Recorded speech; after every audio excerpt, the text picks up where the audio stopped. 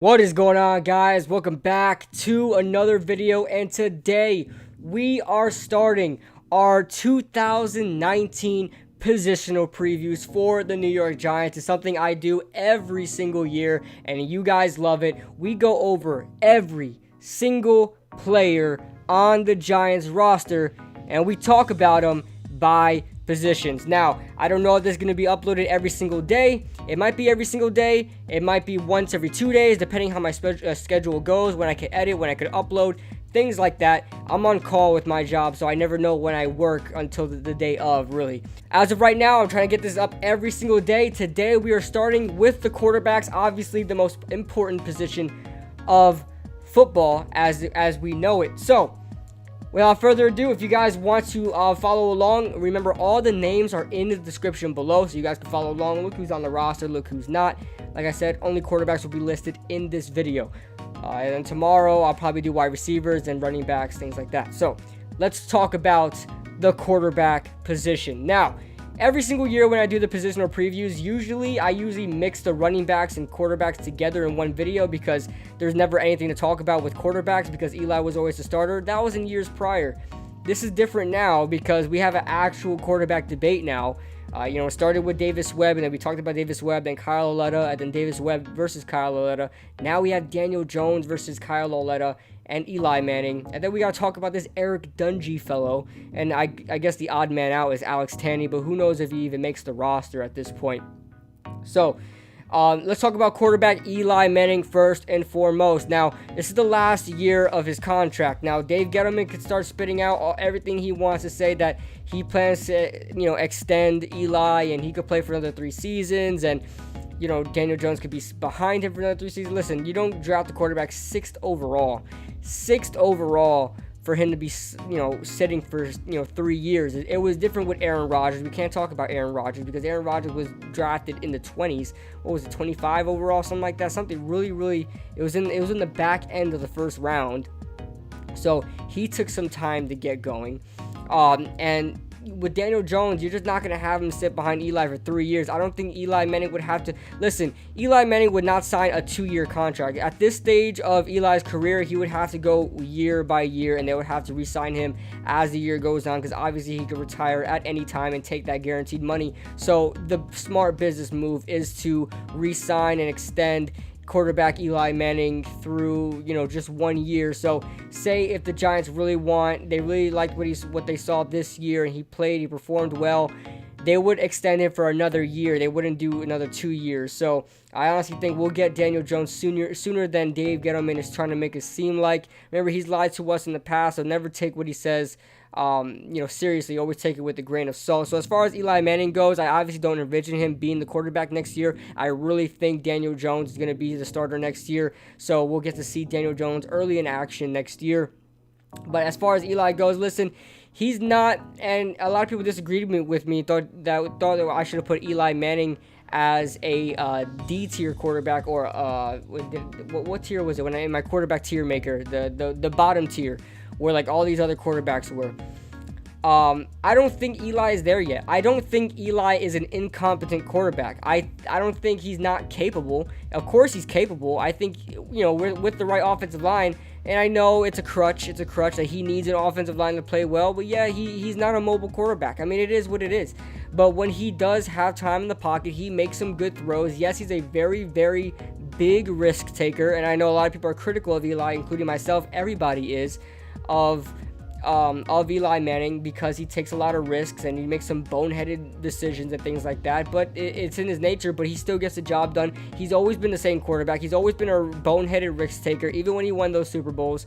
That's why everybody was like, it's so uncharacteristic of Eli Manning to win 2 Super Bowls because of what he's done, because of things that he's done. But he's also done a lot of good things as well.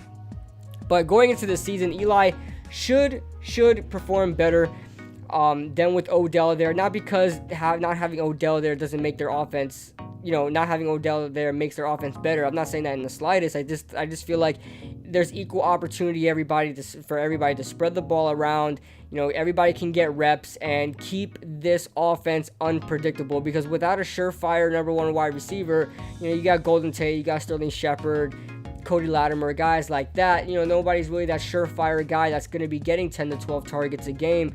1 week you may see Cody Latimer getting the most targets, then the other week you see Golden Tate, then the other week you see Sterling Shepard. I mean, that's pretty much how it's going to go. Unpredictability there, and the ability to kind of mix and match your offense.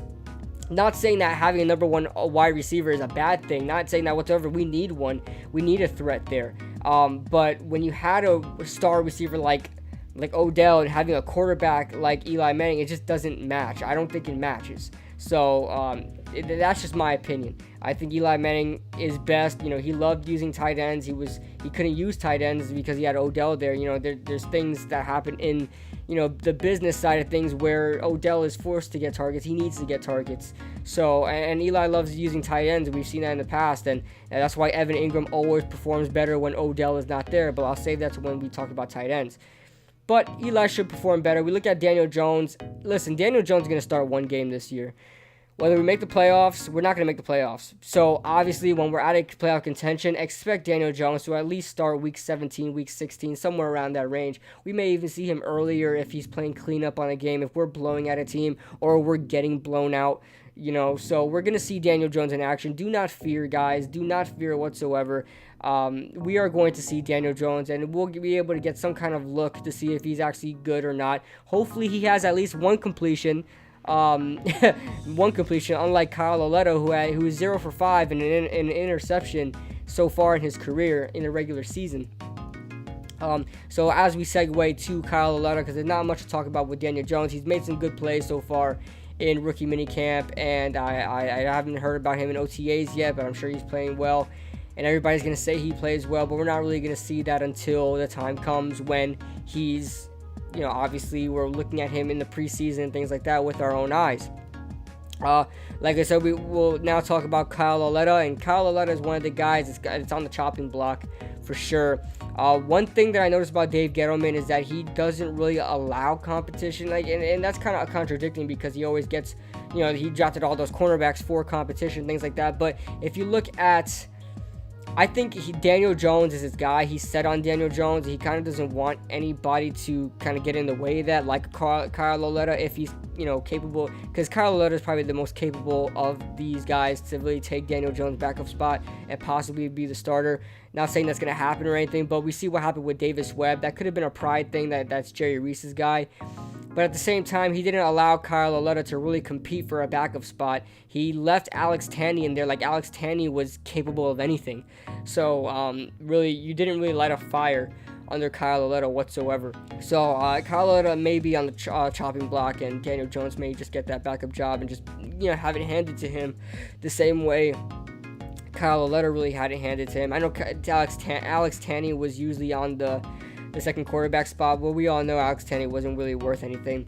Then we move on to Alex Tanney, and this guy is definitely, I don't know why. I just see it being Eli, Daniel Jones, and Alex Tanney. I just don't know why I see Kyle Lauletta possibly being either traded or just let go. I really think that may happen, but Alex Tanney is really nothing special. He's a 31-year-old quarterback. Really has done nothing in the league. His most notable with, I believe, the Titans. Has done nothing, will do nothing, especially with the Giants. So, that being said, this guy's on the chopping block. And then this guy, everybody's talking about Eric Dungy. Oh my God, what did you watch him at Syracuse? He's the next Taysom Hill. Things like that. First of all, I watched a lot of the New Orleans Saints games, and I could tell you one thing. Taysom Hill was the least vital part of that offense. Nobody can argue that without Taysom Hill, they wouldn't be where they were at anyway. I think either way, the Saints would have had a really good offense. Either way, Taysom Hill really didn't add another factor that was really blowing us away. The only reason why we like it is because it's something new, it's something different than any other team in the NFL has. So we want our own Taysom Hill. I don't care. I don't care too much for another, tight end slot, H-back guy, something that college has and stuff like that.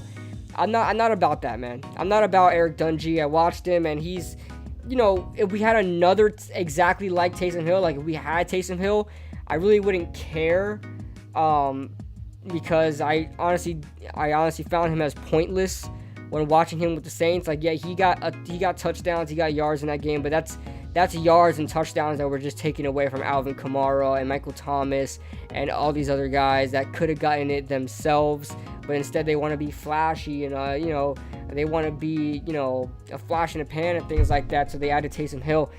The thing is, he's not even as good as Taysom Hill. Okay, he's not even as good as Taysom Hill. So Eric Dungey is like a poor man's Taysom Hill. And what is Taysom Hill? He's nothing rich. He's nothing vital to an offense. Listen, this Eric Dungey guy, everybody is blowing out of proportion. And if he does make the team, and they try to force their way to have an offense like the New Orleans Saints, where they have an older quarterback and they relieve him with a younger, more athletic quarterback that can do anything, that can run the ball, that can catch the ball, that can somewhat throw the ball. It's just not for me, man. It's not for me, man. That's not it. It's not it at all, Chief. So, as far as Eric Dungey goes, he's on a chopping block for me. For those of you guys that are new to the series, like I just did, I just preview all the players in that position, and I basically give out who is going to make the team, who is not going to make the team at the end of the video, and that's what I'll talk about right now.